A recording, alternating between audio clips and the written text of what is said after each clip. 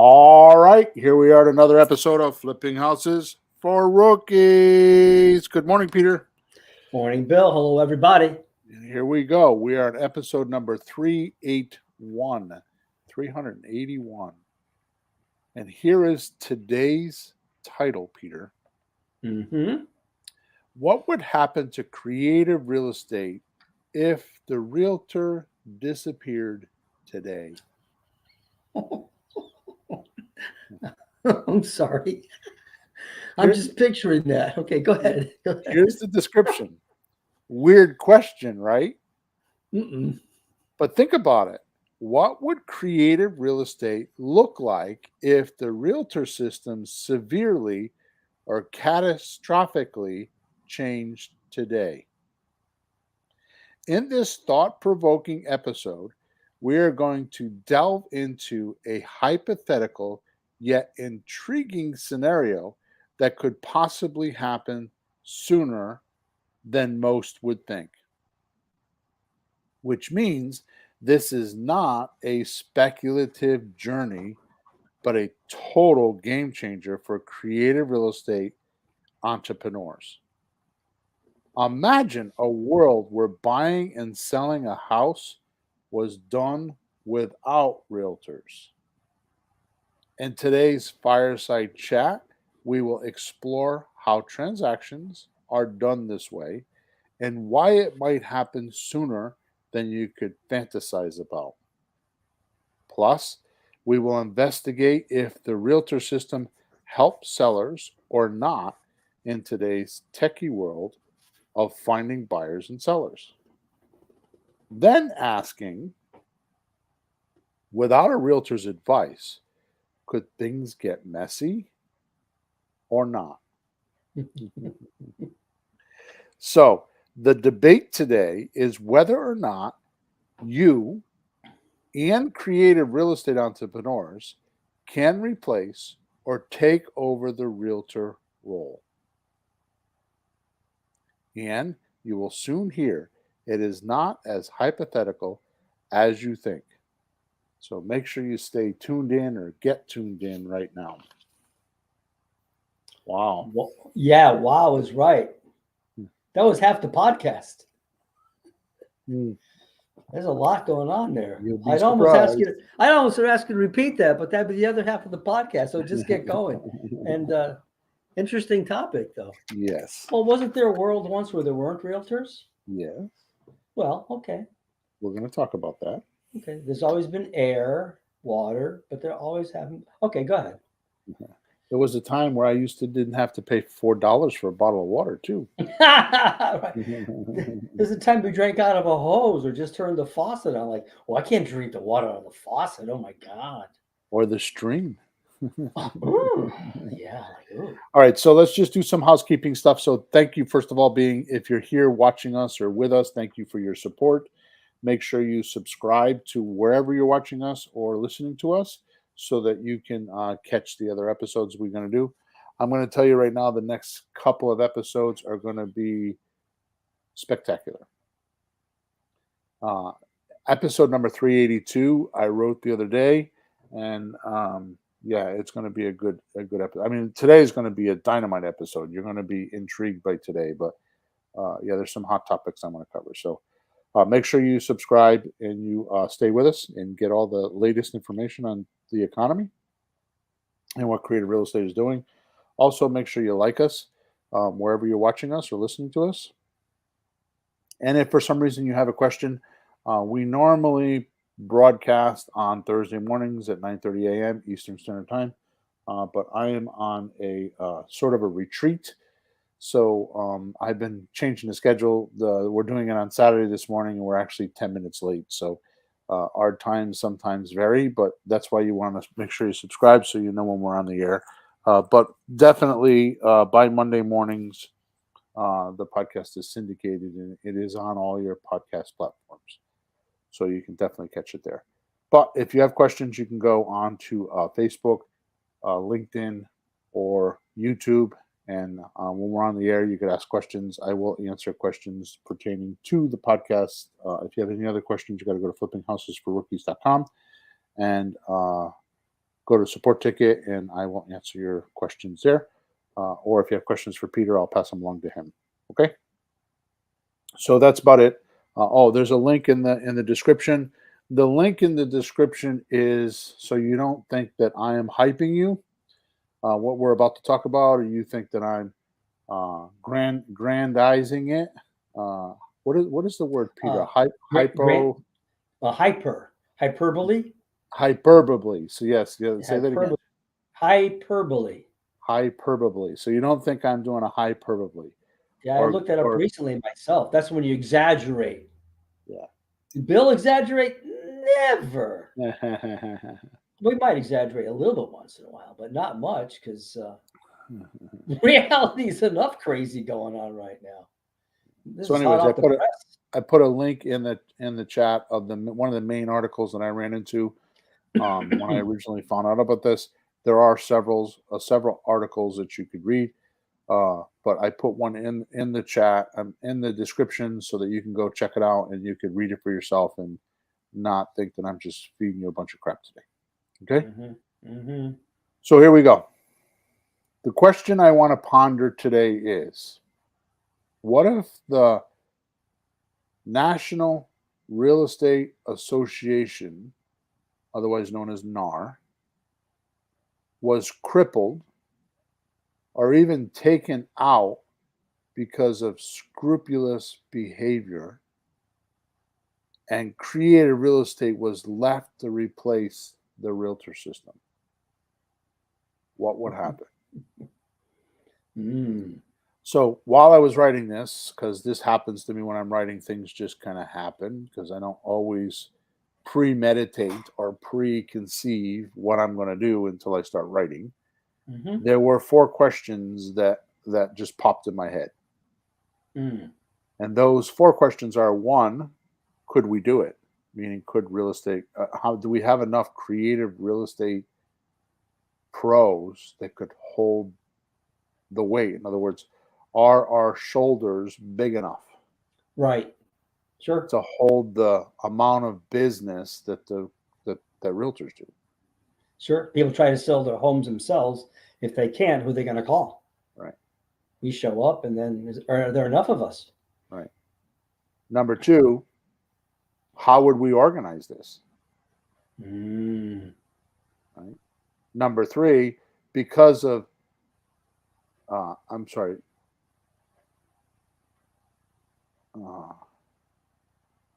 I wrote it down here, but I don't understand what I wrote, so I have to do it from memory. So number 3, become a standard process for realtors.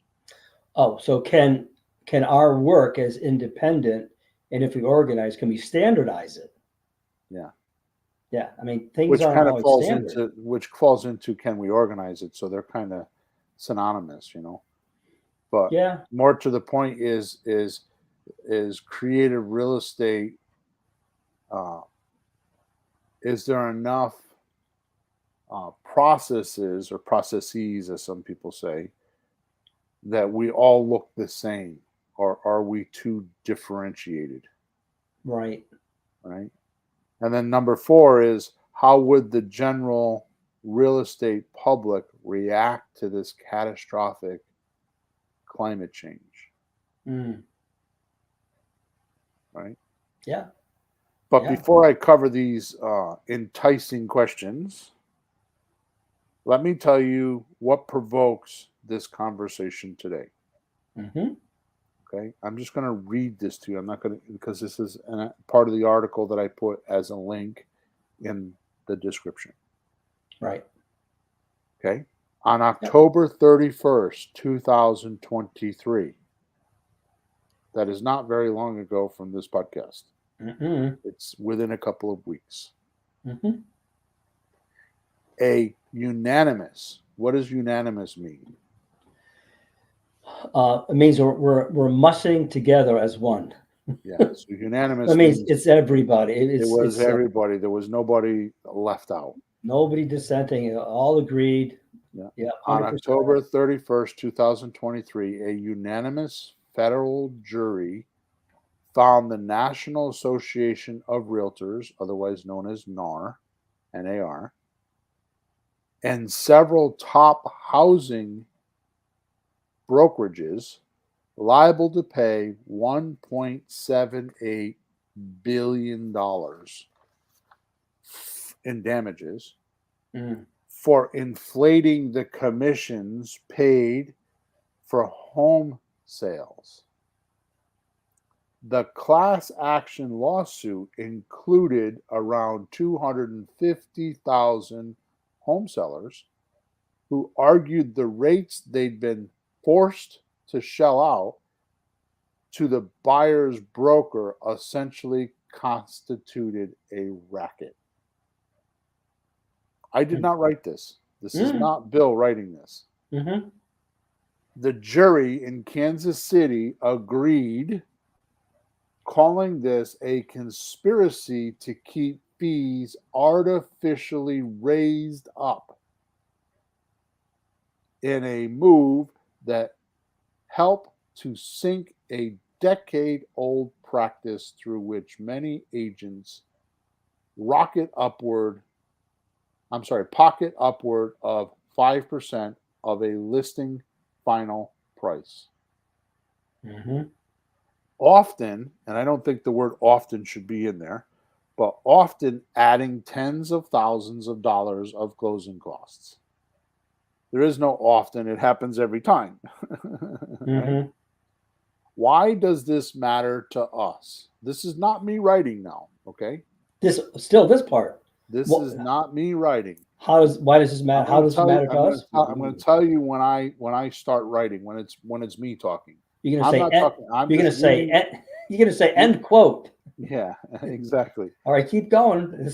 Go ahead. Why does this matter to us? The verdict is a major shakeup to the U.S. real estate market and could change how Americans purchase homes, or specifically how they collect and pay broker fees moving forward.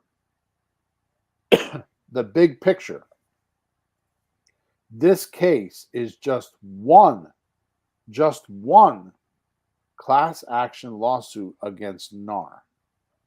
And the other defendants with the guilty verdict, if upheld, what that means is if upheld means that, of course, NAR is going to appeal it, could spawn new legal actions in other states. And some are saying this could exceed $40 billion in damages. Wow. Okay, so I'm going to pause for a second, okay? So I want you to understand the logistics of this. Right? Man, I've been working on the light here. I got all kinds of lights around me, and I'm still in the shadows, aren't I? Well, your face is okay. There's a little more light on one side than the other, but I'm the same way. But your face is okay. So, anyways, yeah, people just get used to it. Hopefully, they want to hear what I have to say, not the way I look. So, here's what happens: class action suits work this way. So, even though the article is being diplomatic, they have a verdict. Yeah, there's 250,000 homeowners that signed documents saying that the realtor did this. Okay? Yeah. They won the case. Even if NAR, National Association of Realtors, appeal it and don't pay it, which I kind of doubt, what's going to happen is it starts that snowball effect of going down a hill. And there will be soon another 250,000 people saying, oh, they did that to me too. And it will just, so even if they appeal this case, there will be other cases now because a verdict was jured. Well, that verdict said that the commission is too much. I mean, Right. Just plain English. I'm just a person listening. Commissions are too much. So if I want to sell my house, agent shows up, the first thing I'm going to say is, your commission's too high. There was a court case. You guys lost. I'm not paying 5%. Right there, just because they lost. Sellers are going to have an attitude, right? Like, I don't have to pay 5. I shouldn't have to. What else could I do? Okay, so right? I'm going to move on because you are right, and I want to read the rest of this, and then I want to talk about it a little bit, and then handle my 4 questions. Yeah. Does it say which states are covered? I know it was in Kansas City, but does it say which states were involved? Kansas City, it was 250,000. Yeah. No, it was Kansas City. Other states have not done this yet. So just Kansas? Yeah. All right. Because sometimes if it's a circuit court, it might be an area, but that area, if nothing else, It over didn't say there. anything about that. Okay. All right. Just curious. Okay, so the reality after news of the jury's decision broke, real estate stocks dropped on Tuesday, particularly those online presence like Redfin. Mm. So they didn't say how much Redfin stock dropped, but they did say Zillow dropped over 7%. Mm. Open Door stock fell 9%. NAR, now listen to this, NAR, National Association of Realtors, has also been investigated by the Federal Trade Commission You. officials from the last 3 administrations. They're not very Biden, fast, are they? Biden, Trump, and Obama over claims that the group is conspiring to keep home selling costs high. On even bigger federal antitrust lawsuits against NAR involving plaintiffs in 20 different U.S. markets. It is poised to go to trial next year. So they haven't gone to trial with this yet. Jeez. And that's federal. Right. That's the whole country. That's a federal law. That's right. When that, whichever way that goes, that affects everybody, not just any districts. So the argument is 2 things. Number one, why are there 2 commissions paid? Even though the seller pays 5%, why do they split the commissions? Right? So what they're trying to do is they're trying to get it, because I don't know if you know this or not, but in other countries, the buyer pays the commission for the closing. United States is one of the few where the seller pays it, right? So think about what would happen there if that did occur, right? If the buyer had to start paying commissions, and they're looking at a $200,000 house, and we'll say the closing costs are 10%, being conservative. Yep. Now the buyer needs $220,000, Yep. plus they need their down payment. So they're going to need to have their down payment for the mortgage plus the closing costs. Yeah. Right? So let's say the down payment is 5% if it's an FHA mortgage. That's 10 grand, and 20 grand for closing costs. They're going to need 30 grand down for a $200,000 house. So obviously what's going to happen is it's going to change the way the banks lend money. Number one, they'll make more money from it, I'm sure, because bankers are like that. But number two, what's it going to do to the price of the real estate? Well, well, if somebody didn't have the down payment money, could they put it in the mortgage and have to, they bring it to the table in the mortgage? Well, I can't answer that question because it hasn't happened yet. So right. The banks aren't doing it.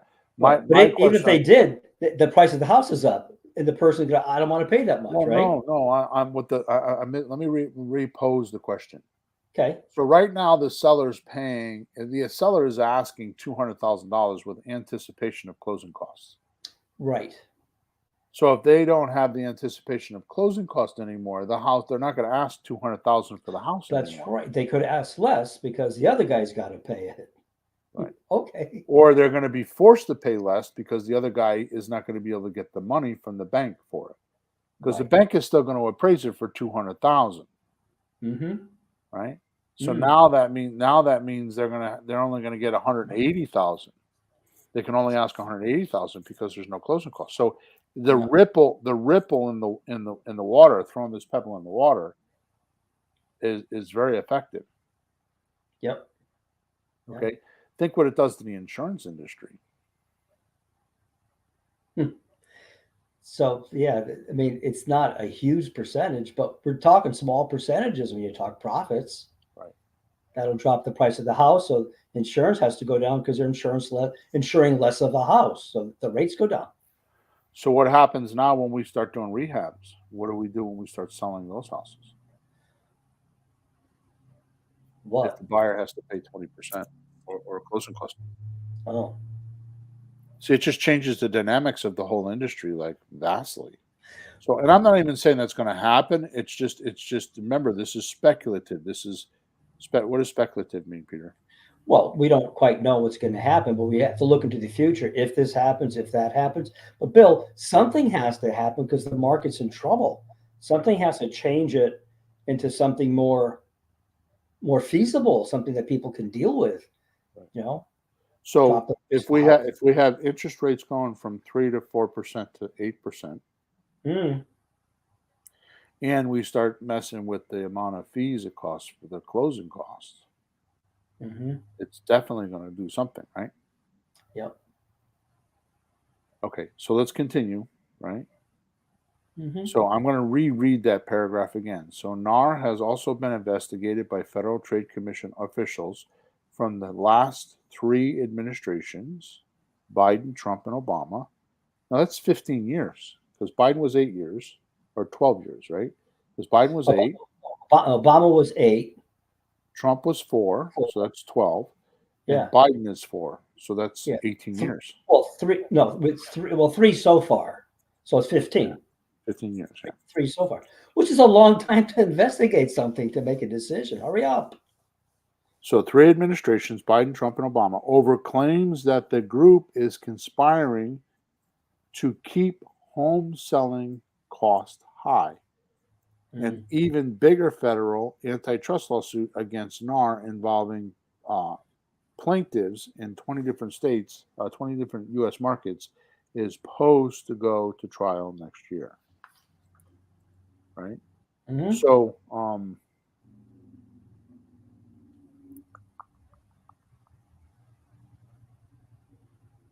right, good. So I did get that. So, moving on, NAR has trademarked. Now, NAR was trademarked in 1950. I've been saying that for how long, right?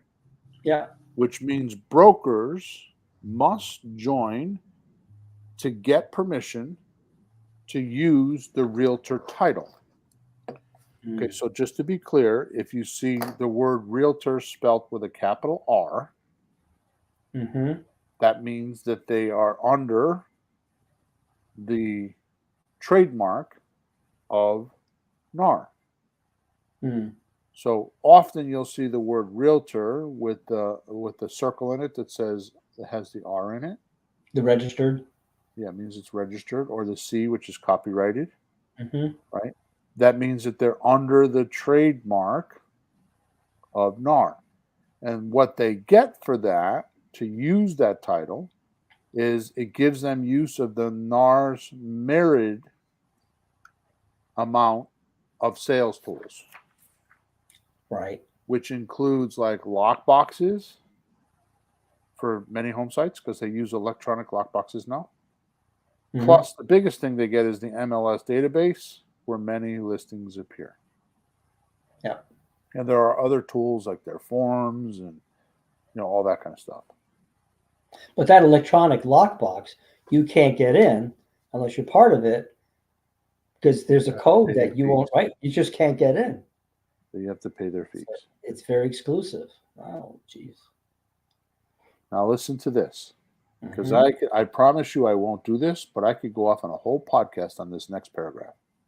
Okay. Tune in next week.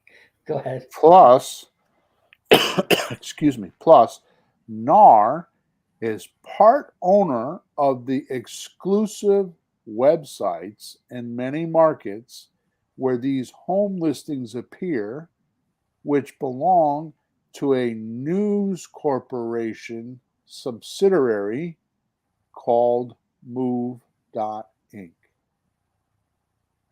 Hmm. So let's just clear up some of the words. You can do it, or if you need me to do it, I can do it.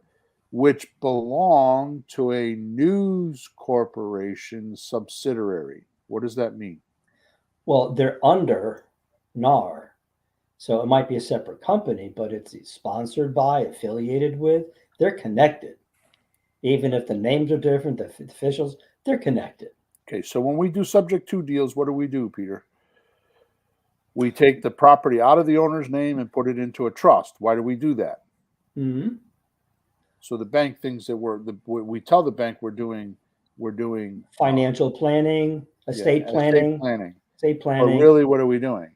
Something else, right? Mm-hmm.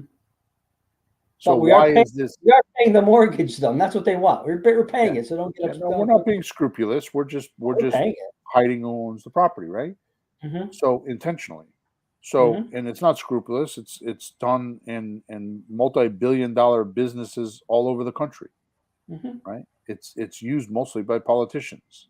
Doesn't mean that that's scrupulous, but anyways, this is what they're doing. So these websites, right, like Redfin and Realtor.com and these numerous websites Mm-hmm. are owned by Move Inc., which is a subsidiary, which means a An company like arm, an arm an of it, arm, an arm. or like a lower echelon Mm-hmm.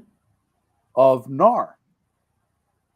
Now, what you don't realize is that NAR spends lots of money lobbying the United States government. Well, that wouldn't be surprising because that's So what they why do. is that? Um, Why do they have to lobby? mm, Because when you're lobbying, you're trying to either keep laws in place or get laws changed. in your favor. Mm, So why would you need to do that if it was for the greatest good for the greatest number of people involved? yeah, Right? that's a good point. So why, number one, why are they lobbying? And number two, why do they own all these websites?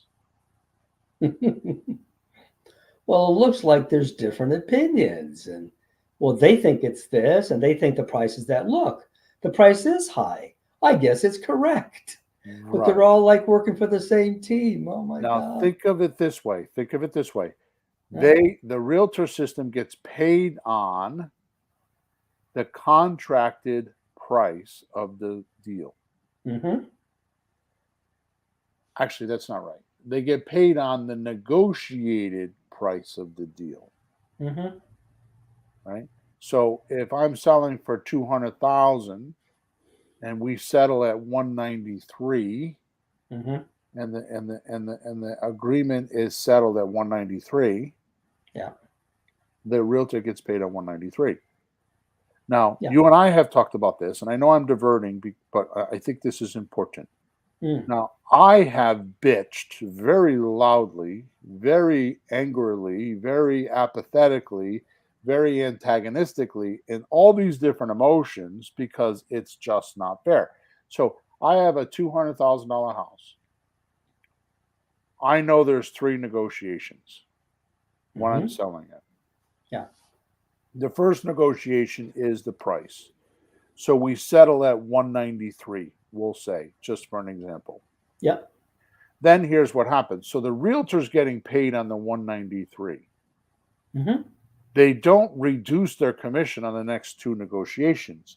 The next negotiation is once we do the inspection, and I have to do, we'll say $6,000 worth of repairs, which are not really repairs, they're just zoning violations because the house is, I just renovated the house. I just spent $43,000 renovating this house. This is an Mm-hmm. actual deal for me. It's Yeah. on Highland Avenue in Wallingford. I spent $43,000 doing a renovation, and they came in and hit me with code violations and told me that a chimney needed to be replaced and pointed. And I still to this day don't know why. Yeah. Because I had 3 chimney specialists look at it and they're like, what are you talking about? Okay. Mm. So because the inspector spooked the buyer, I had to forfeit, we'll say the $6,000, either by doing the work or giving the seller credit at the closing. Mm-hmm. Then the buyer gets an FHA mortgage and they come through and they find some FHA violations, like the steps are too high or too low. You need to Mhm. replace the staircase, right? Say that's Yeah. another $2,000. So now I've just spent $8,000, right? Mhm. Or there's a railing missing, or it's not functional things, it's just safety things now. The Yeah. point is that I settled for 193. I'm selling I'm paying the realtor on 193. They don't participate because they say that's not their fault. But they negotiated the deal. They negotiated, did all the negotiating. I couldn't Mhm. speak to the buyer. They Mhm. negotiated, and I end up with 185, and I have to pay a commission on 193. Yep. No, I've seen that happen. Now those are Even hypothetical yeah, numbers, but that's what happens. yeah, but even when the seller says, "I want a concession," the buyer wants a concession, like I want you to put 5 or 10,000 in for my deposit quote, Right. and it just comes off the price. You never get that. You just say, "Oh, I forgive it" or something, But and the still the realtor doesn't realtor, participate in that. not their problem. So No. my point in this is the reason why they have these websites is because they get paid on that contracted price, the 193. Mhm. So if they could artificially inseminate, right, the market by taking a house that's worth 150,000 and get everybody to agree that it's worth 200,000, including the bank, Mhm. Yeah, what do they get more of? they get more commission. And this is the reason why they own the websites, and this is the reason why they lobby, and this is the reason why you and I did a podcast, which was episode number 366, podcast number 366, called Exposing the Real Estate Mafia Top Mhm. Secret, Mhm. because it's a monopoly. They're the only game in town. And I Yeah. promise you that is going to be one of the next articles we read, is how the NAR system is a monopoly, right? They're already getting charged for racketeering because the because now I just told you the last three administrations, National Federal Trade Commission Mhm. investigated them, but they haven't prosecuted yet.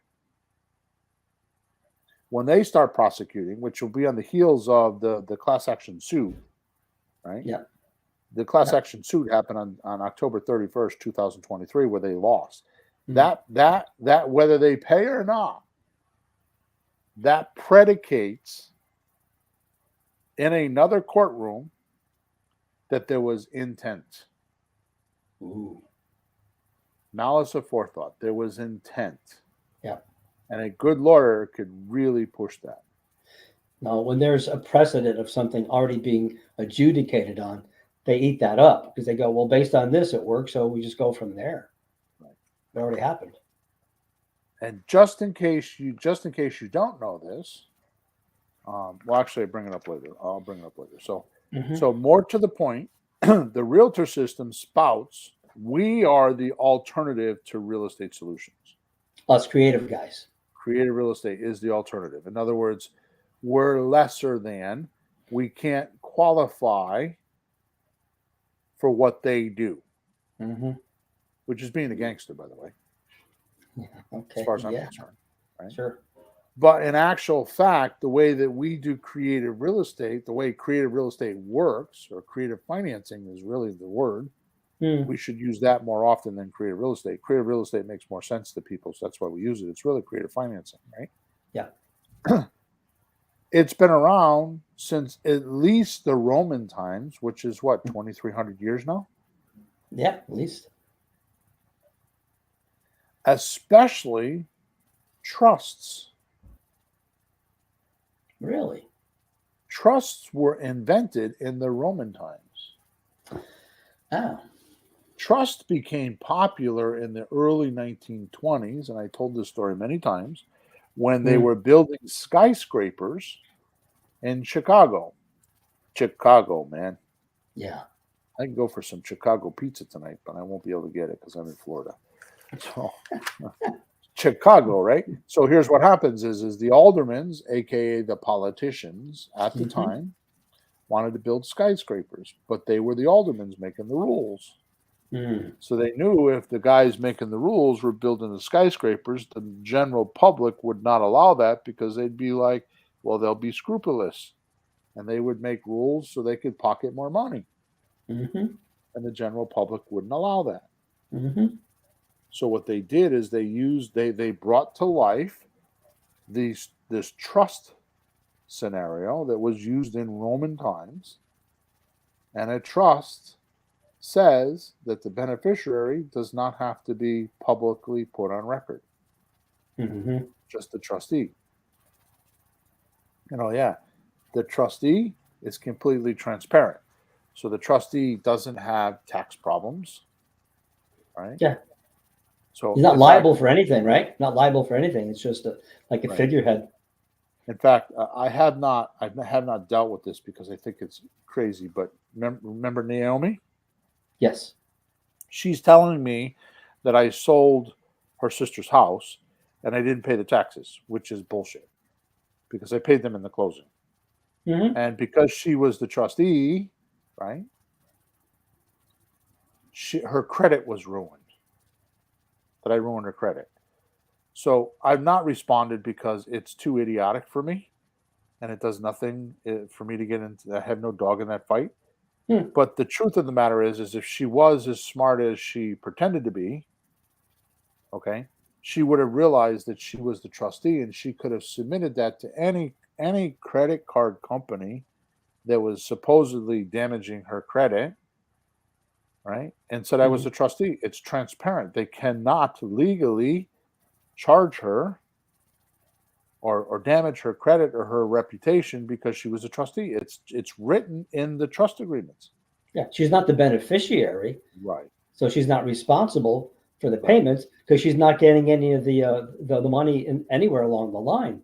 That's like So. saying I work for the local auto repair shop down the street Mm-hmm. and I'm their service manager Mm-hmm. or their parts manager, right? And I Yeah. ordered some parts that we didn't need and the parts bill didn't get paid. And so my credit went down. That's what it's like. It's ludicrous. Yeah. But this is also the reason, and this is one of many things that happen in my life. I mean, I don't have trouble like that all the time, but this is why I say the biggest battle we have in life as human beings, the biggest battle is not health, it's not money, it's ignorance Mm-hmm. because people think they know and they don't. What people consider to be senior information in their minds is very often common information. And Yeah. it's very often spread around just like now why do we not know about this north thing? Why did it not hit national news? Yeah. It's catastrophic for the way we're going to live as humans in the United States. This is as big as Donald Trump getting indicted. Mm-hmm. This is as big as Joe Biden's son stealing from China. I Et mean, it's cetera, et as cetera. Yeah. catastrophic, Yeah. but they hit it. Yeah. Why is that? Just ask yourself these questions. Mm-hmm. You know, I mean, it's like kind of diverting a little bit. One of the things I was talking to Jay, my buddy Jay, our buddy Jay, the other day, Yeah. and we were some reason somehow got into politics, which we don't do very often. And I posed a question to him, and I said to him, "I have a question for you." And he says, "What's that?" And this is the same type of question that I just asked you about realtors. It's the same type of question. Why do you think that there's so much scandalism in the House of Representatives right now and not in the Senate? And he said, "What do you mean?" I'm Mm. like, "Well, you don't hear it. There's no scandalism in the Senate. There's no reputations being bashed, only in the House. Why is that?" And the answer is because the House is led by the Republicans. And the other team is trying to ruin their reputation. So what happens is the House of Representatives is all this. You notice that in the news in the last 6 months, it's like all this Yeah. scandalism in the House because the House is run by the Republicans. So the same type of thing is happening with real estate. Like, why isn't it in the national news? Why aren't the normal people hearing about this? It's the same type of question. It's because Yeah. the person that wants to do this, or the person that's making the most amount of money, doesn't want to lose their income. All right. So this information bears out the 4 questions I posted in the beginning of the podcast, right? I posed in the beginning of the podcast. So are we clear on what's going on here? This is not some made up hyperbole or whatever you said that word is. It's a great word, but I can't pronounce it correctly.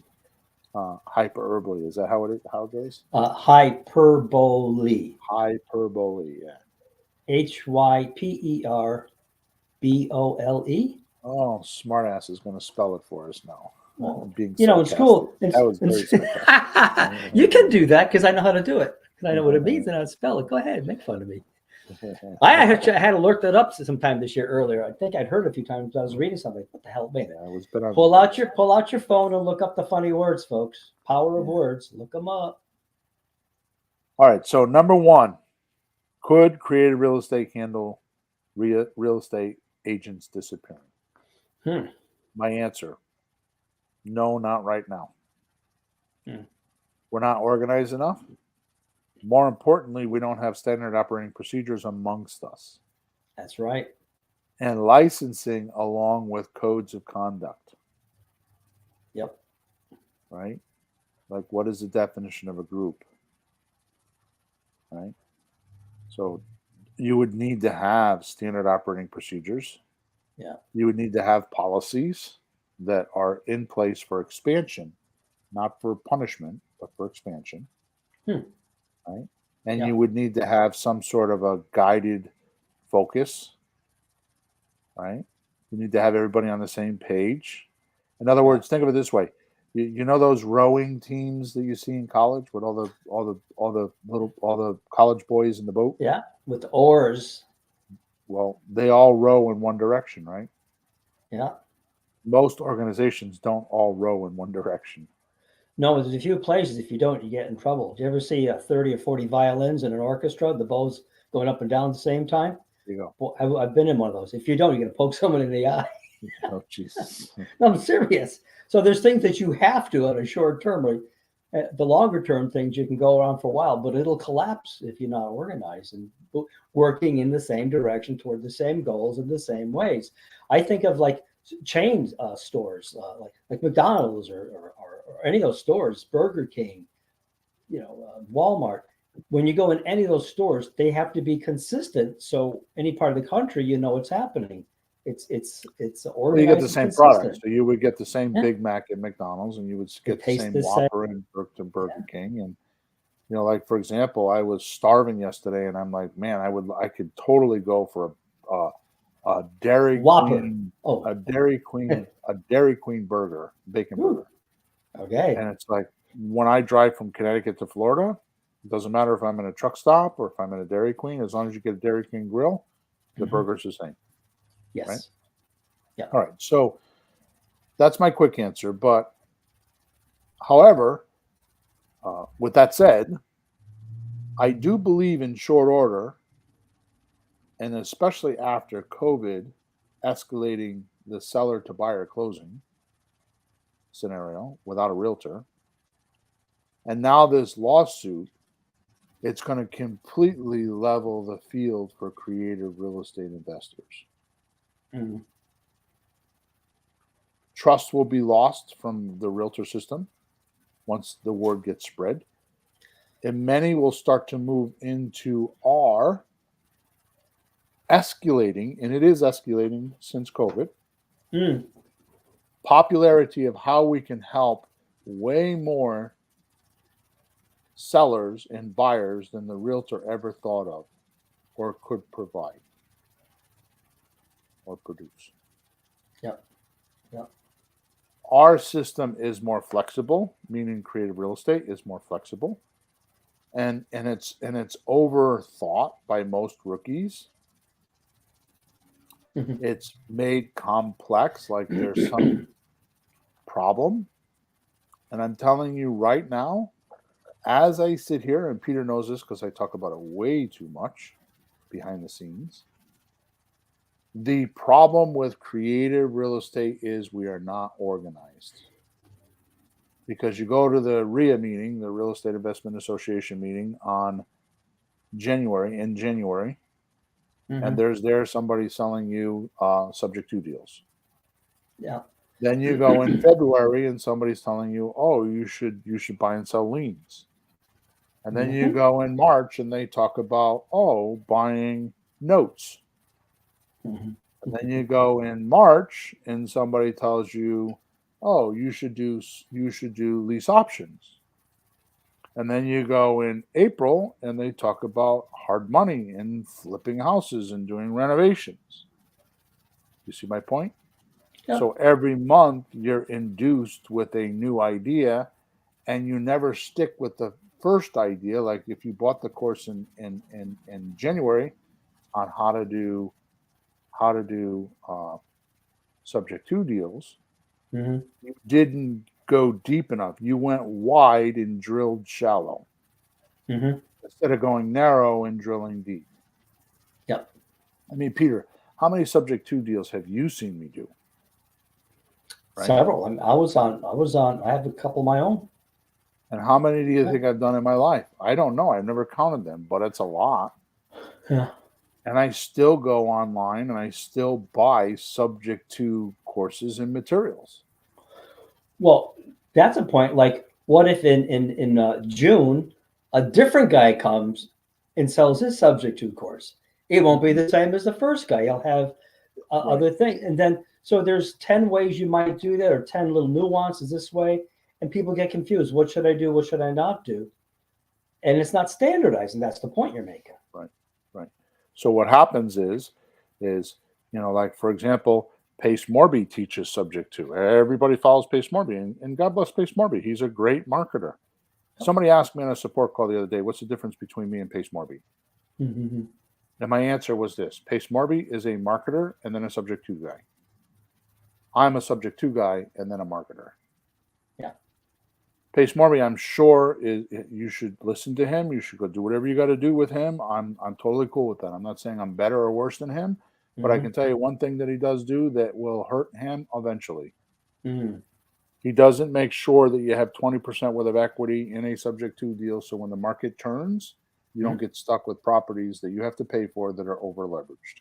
Yep. So if you're buying, especially after COVID, and he's using realtors to find subject to deals, which means he's paying realtor commissions. Ooh. So that means you're in a deal and it's okay for now, but what happens when and if the market changes and that $200,000 house goes back to 175,000 and you owe 190? Yep. How do I know this? Because I went through the 2008 2009 crash. He Yep. has not. He's not old enough.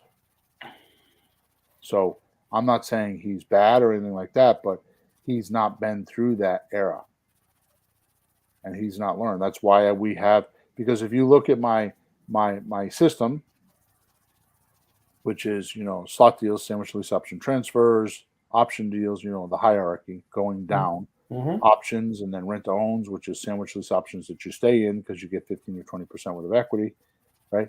Then you go down to getting the deed, which is subject to, and then rehab retail, and then wholesaling, and then owner financing. The further you go down the scale from the top, the more equity you get. Mm-hmm. So slot deals no equity, an option deal is 10% equity, rent to own is 15% equity, subject to is 20% equity, rehab retail is 30% equity, wholesaling is 40% equity, and seller financing is 100% equity, right? Right. The reason we do that is because as you go down the hierarchy, if you notice, subject to is the first place we get a deed. So the only time we get a deed is if we have a minimum of 20% worth of equity. Mm-hmm. On a rehab retail, we get 30%. On a wholesale, we get 40%, and on a owner finance, we get 100%. So, well, we don't get 100% equity, but there's 100% to negotiate. Yeah. So when we get a deed in our name, we want at least 20%. If we have low equity or no equity, we don't own the property, we just control it. So the Mm. slot deal, the option deal, and the rent to own is just controlling the equity, but we're not responsible for it. We can't get stuck with it. because there's not enough equity to get. There's not enough room if the market changes. There's not enough room to absorb a loss. There's not enough equity in the deal. And with That's the COVID, clearest I've ever. That's the clearest I've ever understood why. I understand the numbers, and you don't want to buy something with no equity in it, of course. But just clarifying that it's not just does the deal work today, is it safe to go on into the future? If things shift around, am I still okay? right. Voice of experience there. That's what you're saying. Yeah. So, I mean, that's the reason why I do that. Now, I'm not saying that my way should be the standardized process, which I believe it is, because I've never seen any system like mine. Mm-hmm. Nobody teaches all of these deals and how they interchange with one another. Nope. Right. So, the big thing that I'd like to make is that we're not standardized. We need to be, and that's something I desire to do in the future. But we'll talk about that another day. The main thing is that the more that people find out what the realtor is doing and what's happening behind the scenes and what's been hidden from them all these years, the more it will level the playing field with sellers and buyers. Mm. Number two, we would need to organize our ways of doing transactions, which we just talked about because they're similar, but there's standard ways of doing creative real estate deals. So let me ask you this question, Peter. Mm-hmm. When you do a transaction with a realtor, what are the two documents that you use with a realtor? Do you know? Well, there's a purchase and sales agreement. Yeah. And what's the other? Well, you have to have an agreement with the realtor. Listing agreement. Well done, Peter. So the only two documents they use is a listing agreement and a purchase and sales agreement. They use no other. Huh. Yeah. So they go to school to learn how to draft those documents because their only job, which you ask a realtor and they don't even know this. Mm-hmm.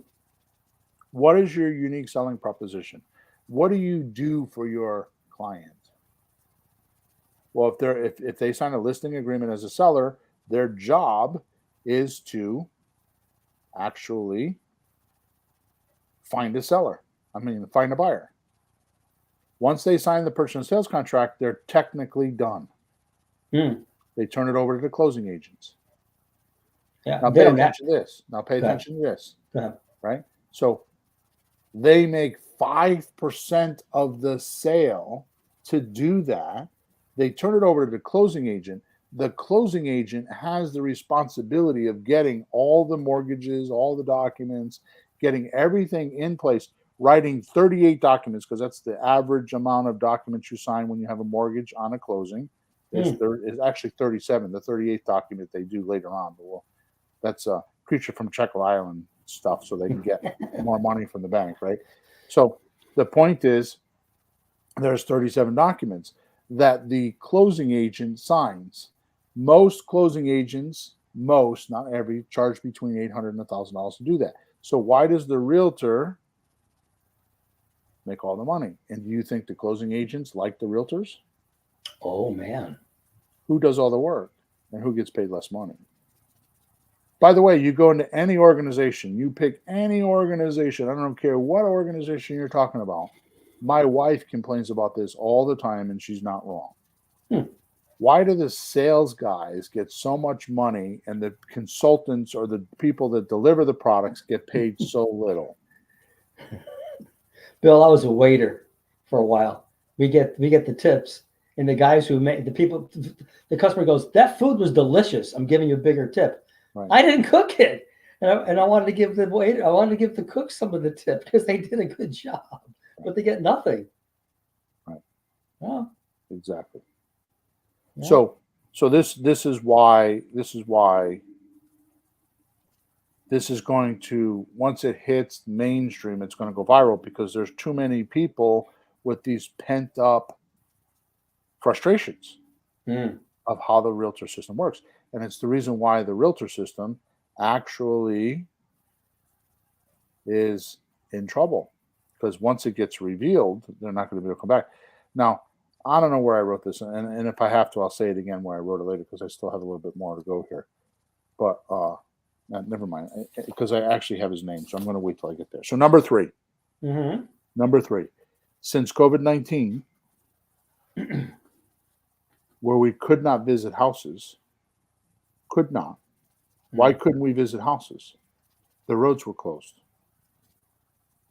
The government shut the roads, and people were afraid if you went in the house and you got COVID, they would die. Right? Yeah. Because there was a few hundred thousand deaths, right? Which that's another thing, because I've been through that too. I know 3 people that had car accidents and their death certificate said they died of COVID. I know 3 people like that. Yeah, I know what you mean. So since COVID, the industry naturally started to find ways around doing transactions without the agents. As of this recording, this is not a written statistic. This is my own private investigation. My estimation is 40% of all closings today are done without an agent. 40%. 40% are done without an agent. So how long is it going to take others to realize? I just did a closing 2 weeks ago between 2 friends of mine. That's right.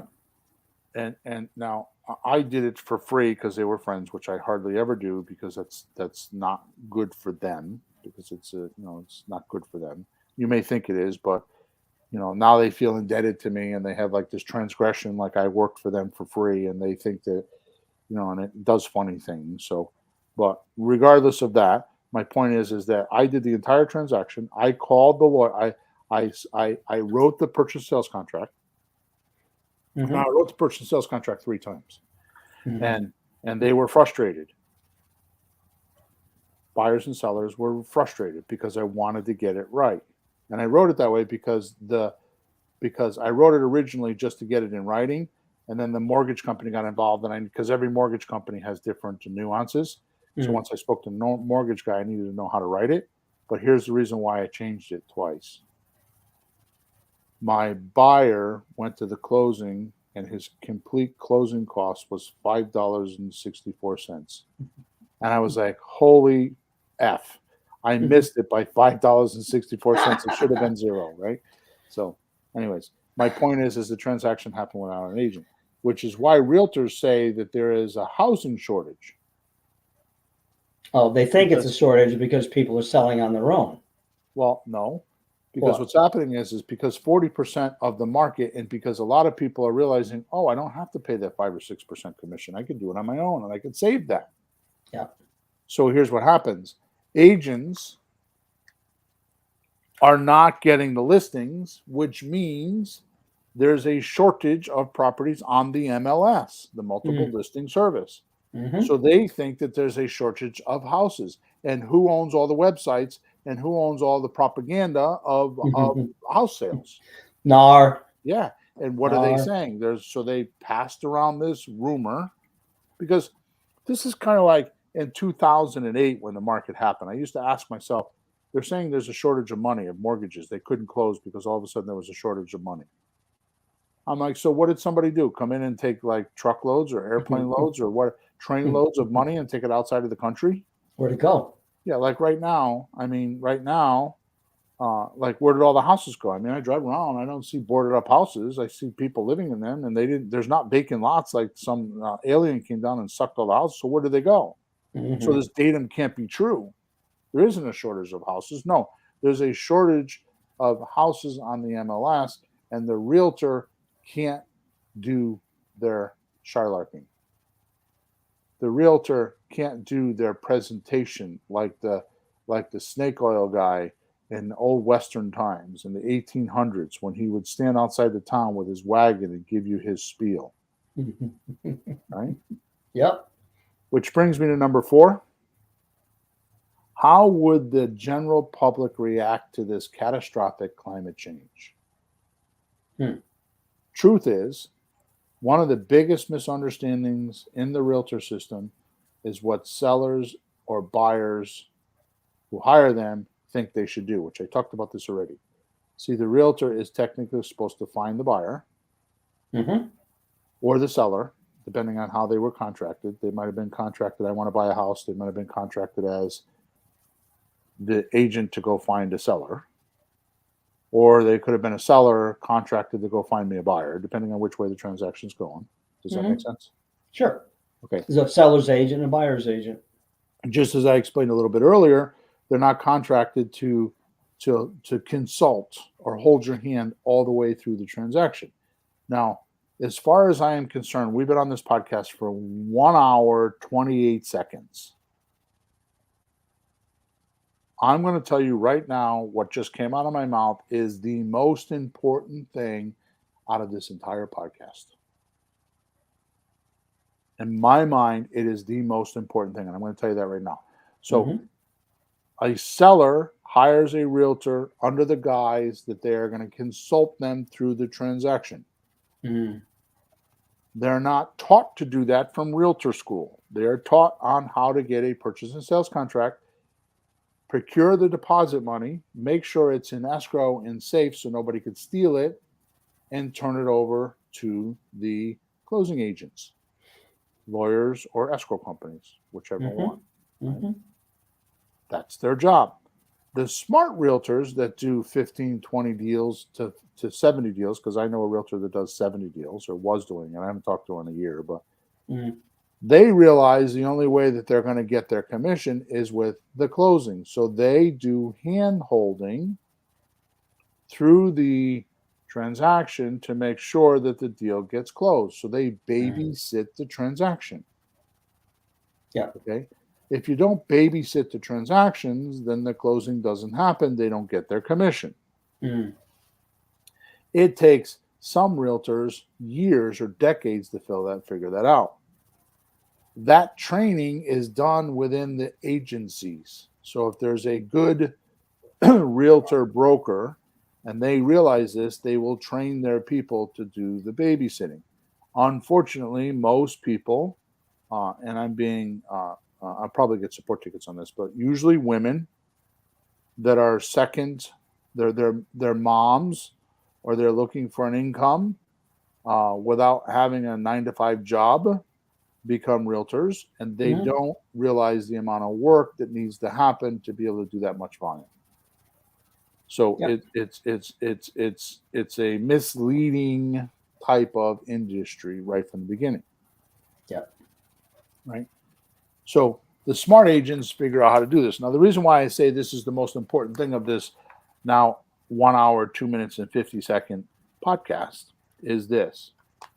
If you just took what I just told you to heart, to your core, to the deepest point of your beingness, and you use that philosophy with every single person you dealt with, and you treated it like it was a consultation that you're going to easily walk them through the transaction the entire way and help them focus on any pitfalls that might be coming, like I just did with my friends. Mm-hmm. They kept saying, my friend Nick called me and he was like, how did you do that? He had no idea what I was doing, and he got to the closing. And I told him to make sure he had $68,000 in the bank because he might need it. And I did that intentionally because guess what he still got in the bank? $68,000 minus $5.65. $6,000 to $8,000 in the bank. So he's got a cushion. And I intentionally did that. I wasn't being covert. I'm just saying that I did that. I consulted him correctly because he came out and he was like, oh my God, how did you do that? Well, the bank would want to see some money sitting there, right? Mm-hmm. Yeah, it's not just for the hell of it. There's reasons, because you know how they think, and like they see no money in the bank, like this looks dangerous. They don't want to give the loan. So it doesn't mean you have to spend it, but you have to have it there because it looks good. Makes the bank feel comfortable. Right. So I want to end with this. Mm-hmm. We'll end the podcast now because we're 1 hour, 4 minutes in. Mm-hmm. I want to end with this. I have lost count of sitting in houses face to face, nose to nose, sometimes belly button to belly button. Okay, being facetious. Talking to sellers about their houses over my 30-year experience, 30 years of Mhm. experience. Mhm. I used to do 12 to 15 appointments a week in Meriden, Connecticut, Wallingford, Connecticut, Cheshire, Connecticut, Plainville, Connecticut, right? All those areas, the mid state. Yep. If you put a gun to my head or told me you would give me $1 million to name one person that actually complimented the Realtor system, I'd have to take the bullet and I couldn't take the money because I don't think I could do that. Yeah. Every one of them, and I'm not one that spreads generalities like everyone. I'm usually more specific. What I pride myself in is when I give our listeners talk like we're giving you today. It's not rumor mongering. It's something that I've actually seen with my own eyes or tested or went through myself. Now, I'm not saying that you should listen to me because I'm just one guy, but I'm telling you that I don't say these things lightheartedly. Yep. I'm not bashing the realtor. I'm bashing the realtor system and the guys that are running it. Now, I think what happened is I got my podcast mixed up because next week I'm going to talk about this. But the one thing that I will tell you is the CEO of NAR has Mm. also been prosecuted for sexual harassment. Mhm. So, what does that mean to me? Somebody that's prosecuted for sexual harassment, their personality is not good. They're like a politician to me. They're not in good standing in my mind. Their personality is not an upstanding citizen that cares about the people around them, doesn't care about their employees or the people that work with them, and they definitely do not care about their clients. Yeah. Because that's just the mindset. Mhm. Criminal equals criminal equals criminal. Sexual harassment equals sexual harassment equals sexual harassment. You have a different viewpoint of the human race. Yeah. And that's what that means to me, which we're going to cover that in podcast number 382, right? Which means I'm going to give you the name of that podcast and we're going to get out of here.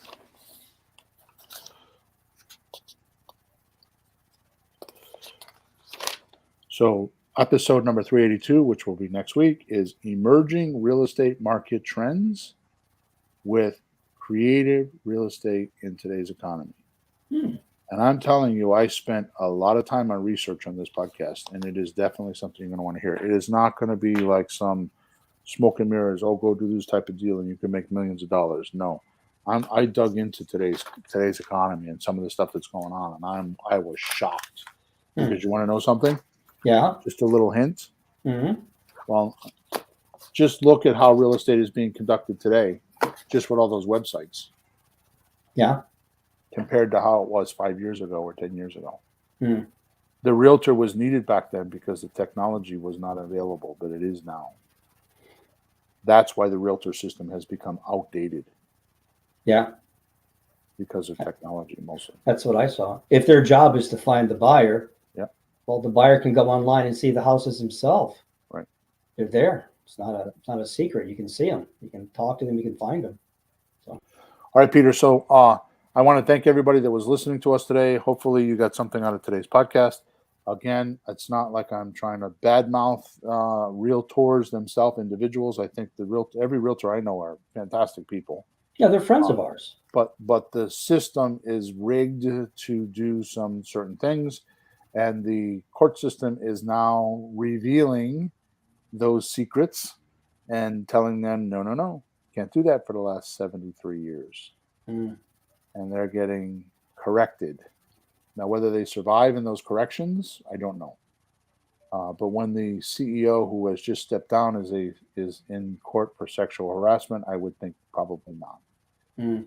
So they have $1 billion in assets. NAR does. $1 billion in assets. How does a National Association of Realtors have $1 billion in assets? I would think it's a service company. What do they own? They must own property. Exactly. I don't know. Well, inflate the prices so your own your own value goes up. Nice. Right. All right. So make sure you subscribe to us wherever you're watching us or listening to us. Make sure you like the podcast. Make sure you leave a comment for us, please, please, please. And Go into the description. I put the link in there to the article that I read. There are others, so you can Google it, but make sure you go read it and get it from the source that I got it from, which I think was Forbes. Mhm. Yeah, I'm not sure, but Yeah. go read the article for yourself, and so you know that it's not me just making shit up. Mm. And make sure that you get abreast of this because it could change your life. It's going to change mine. I've already made decisions. I already know what I'm doing. I'm making different agreements and different things right now uh, to do this. So I'm excited. All right. So thank you for your support. Over and out. We'll talk to you next week or on episode number 382. 8-2. Flourish and prosper.